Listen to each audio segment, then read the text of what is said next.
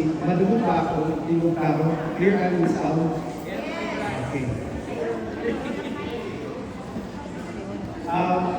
Before ko magsunod, magkailangan sa Before ko magsunod, magkailangan ako, ang pangalan ni si Brother Gregory Caravan.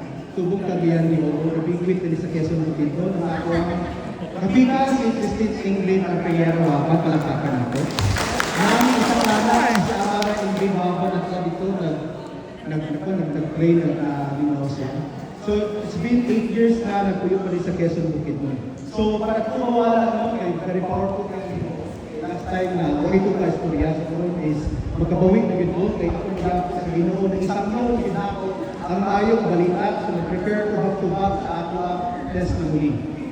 To our elders of Baray Santos, brothers and sisters, neighbors, family and friends, today is the day that the Lord has made. We will rejoice and be glad of it. Maayong adlaw kanatong tanan. God is good. All the time. All the time. God is good. Mapasalamakon, madasigon, insangya ang maayo o grasya sa Ginoo.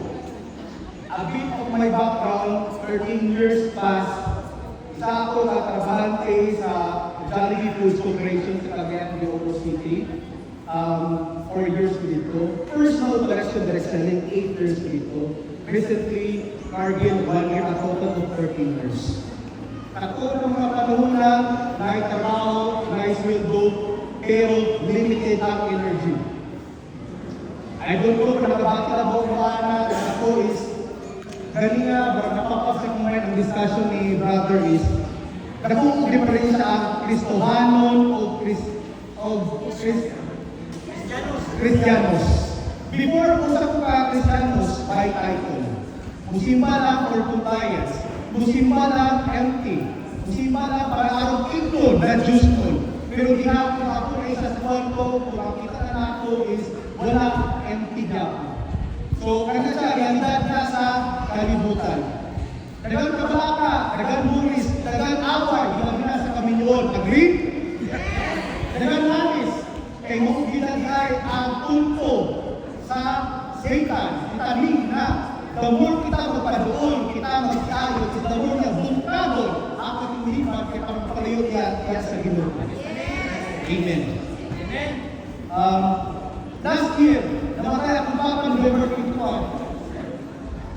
Kitadaan ko sa Ginoo, isa kasi sitwasyon, the greatest pain up to now is the struggle niya ko.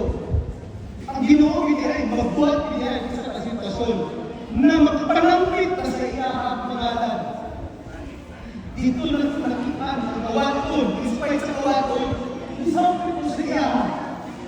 Without anybody, because God will not forsake you. He will never leave you. Siya akong kauban sa akong kasakit kawaton na maupirang na ang pain, nasakit kay sanan. Until one day, yako ko sa Ginoo, Lord, unta na ay mukabang sa ako na grupo without knowing sa katabi ko na ito ang bagay sa Diyos. Isip sa ka-instrumento, hinihap ko dito para ihawak niyo. Hinihap ko sila sa ako na, nakikita di ka sa balay, tapita ka sa akin, without our akong gidawa. Sige mo, ako nilanan. Daan ka kung hindi na ako natin, kasi na ko, bawal na rin ang akong ginapangayo na priceless, peace of mind, eternal peace.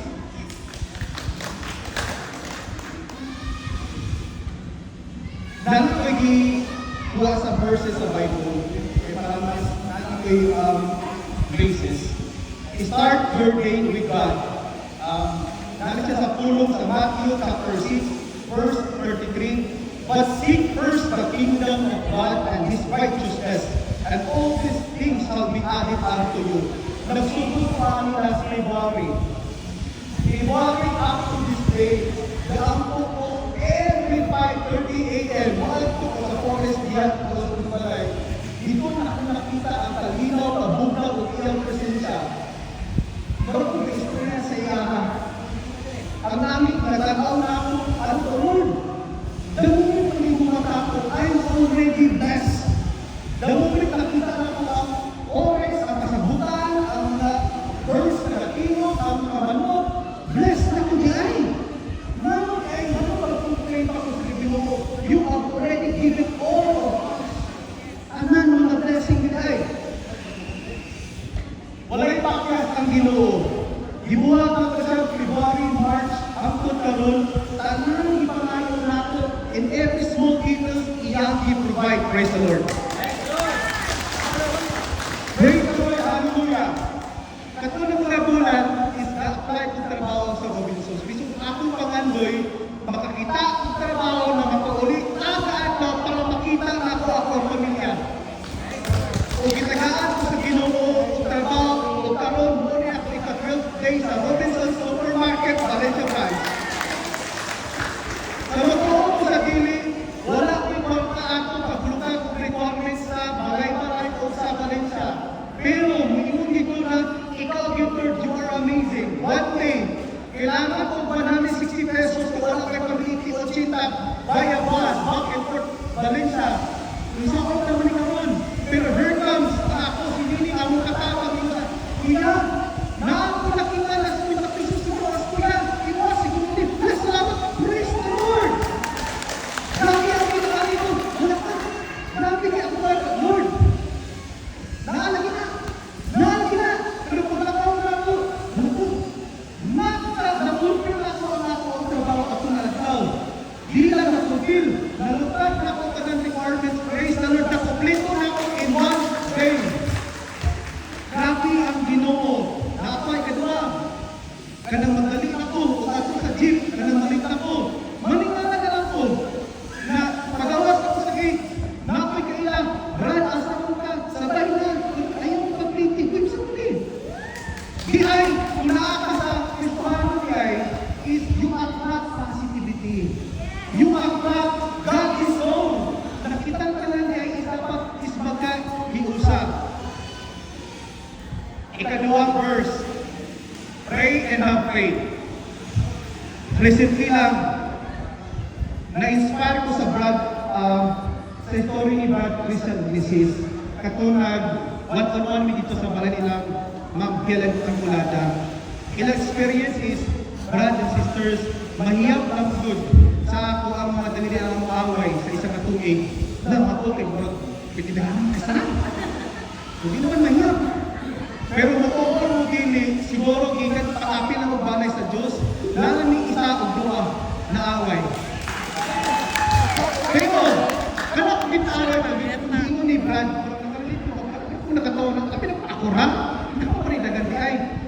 Katong pag-uli na ako, kanigin yawag yun, istisinan yun yun, na mag-init yung ulo. Katulad tayo, wala na kong ipatulad kung di mo yun. Sa kong gibuhat, naghawin ko sa kamot sa kumisis, Mama, let us pray. Tama kung iwan mo, Brad, mawala na rin na, in silence, there is blessing. Ako natulan, kung na ay mga challenges, struggles na dili na to kaya sa ato ang kakayahan, surrender to God. Worries, doubts, na dili ta kamao, i-surrender. Because once we entrust to Him, He will make the miracles. But, tama, praise God, but dapat is buugin mo ang faith. Tama ito ingon mo, Brad, na dapat, when we repent, totally wala na kaibilin. Sama sa mga sins is anger. What else is sins? Lust. Sa pilain. Pride. Ego. Dapat is wala ko sila to be able to receive the gift of God. Mao na katong pagbaptist nato is sa Lord kaning gisunod ako kanang mo sa balay sa Dios Lord na dapat mangumpisal. Gibuhat na ko Lord gid tanan ako nang giamin tanan ako sa wala na ko ibilin. Ana, katulad time is automatic ang iyang presensya ni sulod sa kuha. Kabalo mo, halos 3 days pa ako di ka makaistorya. Dili kayo ko makaistorya o karon lang yun na Lord, utang, istorya ko sa atubangan, tagaay ko guidance, courage, na ikaw is ako ang kusog, na masangyaw na ako. Ingon ko sa ako, grabe ang Ginoo. Excited na ako mag-testimony. Manuman, kay grabe ang Ginoo. Isuplian din ako siya o kaayog yun. Kay kani ang blessing of grasya is walay nakatupong, very priceless. Walay material or walay tao or any plans of the enemy that can destroy the promise of God. Peace of mind in every situation. John chapter 14 verse 24. Peace I leave with you, my peace I give you. I do not give you as the world gives. Do not let your hearts be troubled and do not be afraid. Karon, katrabaho ko karon, back and forth, gaan akong paminaw. Ako muna is grabe ka filtered before magod, grabe ka sabog. Nakay plano, nakay lako, pero dagang kahapit. Karon, siya ang nag-lead sa ako ang path, sa kong direction to make it straight. Muna nakaganahan karon, kaya parang tao ilit din kaniya kung sa iyang plano sa imo ha. Iyang safety, ang tanan yun, iyang peace of mind, iyang ihatag sa imo kung perminti kita malapit kaniya. Last, trust God and submit to Him. Trust in the Lord with all your heart and lean not on your understanding. In all your ways, submit to Him and He will make your path straight. In this generation, especially our newbies, that we are exposed to social media, and every day when we woke up, we are exposed to Facebook, YouTube, daghang tentasyon.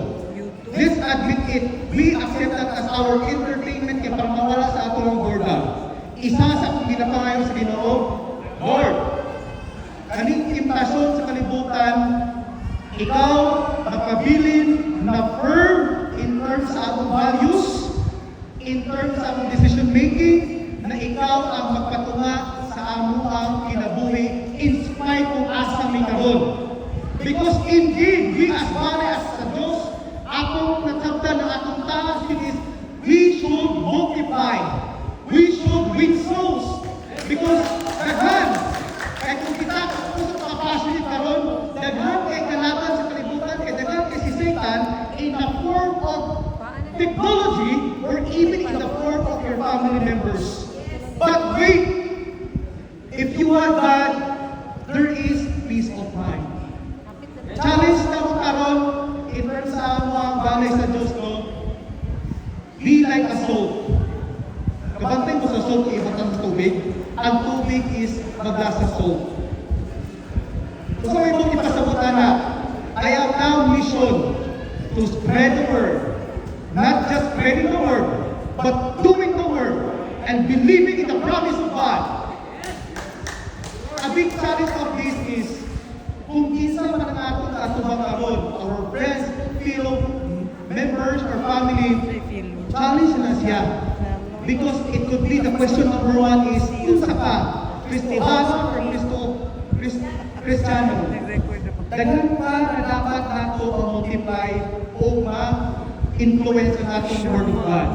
So karon, very grounded ko in terms the way I speak, the way I'm able to group with people, because kung magmingle mangali ko, it could be is marabuani na opportunity. So karon is, instead, ako i-turn around ang situation. Let me be the salt to the community, to everyone that I am exposed with.